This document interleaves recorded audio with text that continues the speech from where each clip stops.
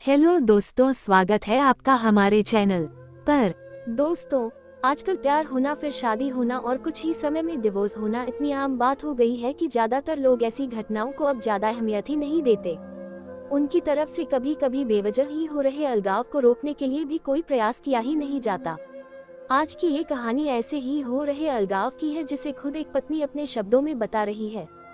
कहानी जैसे जैसे आगे बढ़ती है तब हम जान पाते हैं कि पत्नी का नजरिया जो है वो कितना अलग है अपने पति के विचारों से, और कहानी का अंत हमारी आंखें भिगोने में सफल होता है। मेरे पति पेशे से एक इंजीनियर हैं। मैं उनसे उनकी स्थिर शांत स्वभाव के लिए प्यार करती थी, और जब मैं उनके चौड़े कंधों पर अपना सिर झुकती थी तो मुझे गर्मजोशी और अजीब सा सुकून का एहसास होता था। 3 साल प्रेमालाप और अब शादी के 2 साल बीतने के बाद मुझे ये स्वीकार करना होगा कि मैं इससे थक गई हूँ। मेरे पहले उसे प्यार करने के जो भी कारण थे, अब वही मेरी सारी बेचैनी के कारण बन गए हैं। मैं एक भावुक महिला हूँ, और जब रिश्ते और मेरी भावनाओं की बात आती है तो मैं बेहद संवेदनशील हूँ। मैं रोमांटिक पलों के लिए उसी तरह तरसती हूँ जैसे कैंडी के लिए तरस रही एक छोटी लड़की। मेरे पति मेरे बिल्कुल विपरीत हैं। उनकी संवेदनशीलता की कमी और हमारी शादी में रोमांटिक पलों को लाने में उनकी असमर्थता ने मुझे प्यार के विषय में निराश कर दिया है। एक दिन मैंने आखिरकार उसे अपने मन की बात बताने का फैसला किया कि मुझे तलाक चाहिए, और मैंने हिम्मत करके उसे बताया। आखिर क्यों? चौंकते हुए उसने पूछा। मैं थक गई हूँ, दुनिया में हर चीज का कोई कारण नहीं होता है, मैंने कहा। वह पूरी रात चुप रहा, हर समय हाथ में एक जलती हुई सिगरेट लिए गहरे विचारों में डूबा रहा। इससे मेरी निराशा की भावना और बढ़ती गई, क्योंकि मैं ऐसे आदमी को देख रही थी जो अपनी दुर्दशा को व्यक्त भी नहीं कर पा रहा था। भला मैं उसे और क्या उम्मीद कर सकती थी? और अंत में उसने मुझसे पूछा, मैं तुम्हारा मन बदलने के लिए क्या कर सकता हूँ? किसी ने सच ही कहा है कि किसी के व्यक्तित्व को बदलना मुश्किल है। मुझे लगता है मेरा उस पर से विश्वास उठना शुरू हो गया है। उसकी आंखों में गहराई से देखते हुए मैंने धीरे से उत्तर दिया, मैं तुम्हें एक सवाल पूछती हूँ, अगर तुम्हारा जवाब मेरे दिल को मना सके तो मैं अपना विचार बदल दूंगी। मान लो मुझे एक पहाड़ की चट्टान पर खिला एक फूल चाहिए, और हम दोनों को ये पता हो कि उस फूल को तोड़ने से तुम्हारी मृत्यु हो जाएगी, क्या तुम मेरे लिए ऐसा करोगे? उसने कहा, मैं कल तुम्हें इसका जवाब दूंगा। उसकी प्रतिक्रिया सुनकर ही मेरी उम्मीदें धराशायी हो गईं। मैं अगली सुबह उठी तो पाया कि वह चला गया था, और सामने के दरवाजे के पास खाने की मेज पर दूध के गिलास के नीचे उसकी खुरदरी लिखावट के साथ कागज का एक टुकड़ा पड़ा था, जो पढ़े जाने पर ये बातें बयां करता था। पति की पत्नी के लिए दिल छूने वाली चिट्ठी। प्रिय, मैं तुम्हारे लिए वह फूल नहीं तोड़ूंगा, लेकिन अगर तुम चाहो तो मैं तुम्हें इसके पीछे का कारण जरूर बताना चाहूंगा। ये पहली पंक्ति पढ़ते हैं मेरे दिल के हजारों टुकड़े हो गए। फिर भी मैंने पढ़ना जारी रखा।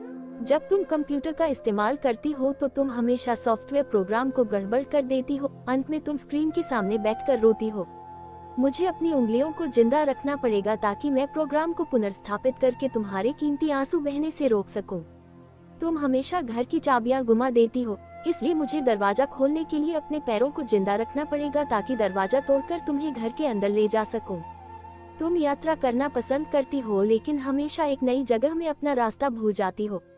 मुझे तुम्हें रास्ता दिखाने के लिए अपनी आंखें जिंदा रखनी पड़ेगी। तुम्हें हमेशा ऐंठन होती है जब भी तुम्हारा पीरियड हर महीने आता है। मुझे अपनी हथेलियों को जिंदा रखना है ताकि मैं तुम्हारी पेट की ऐंठन को शांत कर सकूं। तुम्हें घर के अंदर रहना पसंद है, और मुझे पता है कि तुम अंतर्मुखी व्यक्ति हो। तुम्हारी बोरियत को दूर करने के लिए मुझे तुम्हें चुटकुले और कहानियां सुनाने के लिए अपने मुंह को जिंदा रखना है। तुम हमेशा कंप्यूटर और टीवी देखती हो, और इससे तुम्हारी आंखों का भविष्य अच्छा नहीं होगा। मुझे अपनी आंखों को बचाना होगा ताकि जब हम बूढ़े हो जाएं, तो मैं तुम्हारी आंखें बन सकूं, तुम्हारे सिर से सफेद हो रहे बाल चुन सकूं, तुम्हारे नाखूनों को बिना तुम्हें चोट पहुंचाए काट सकूं। मैं भी समुद्र तट पर टहलते हुए तुम्हारा हाथ पकड़ना चाहता हूँ। जैसे तुम धूप और सुंदर रेत का आनंद लेती हो और खुशी से गाने गुनगुनाती हो, उसे मैं अपने कानों से सुनना चाहता हूँ, इसलिए मेरे कान जिंदा रहने चाहिए। जब तुम नहा के निकलती हो तो तुम्हारी भीनी भीनी खुशबू को महसूस करने के लिए मेरा नाक जीवित होना चाहिए। इसलिए मेरी प्रिय, जब तक मुझे यकीन नहीं होता कि कोई है जो तुमसे इससे अधिक प्यार करता है, मैं तब तक उस फूल को नहीं तोड़ूंगा। और जिस दिन ऐसा कोई आया जो तुमसे इससे अधिक प्यार करे, मैं खुशी खुशी उस फूल को तोड़ लूंगा। उद्धरण चिन्ह। ये पते ही मेरे आंसू पत्र पर गिरे और उसकी लिखावट की स्याही धुंधली हो गई। मैंने उसे पढ़ना जारी रखा।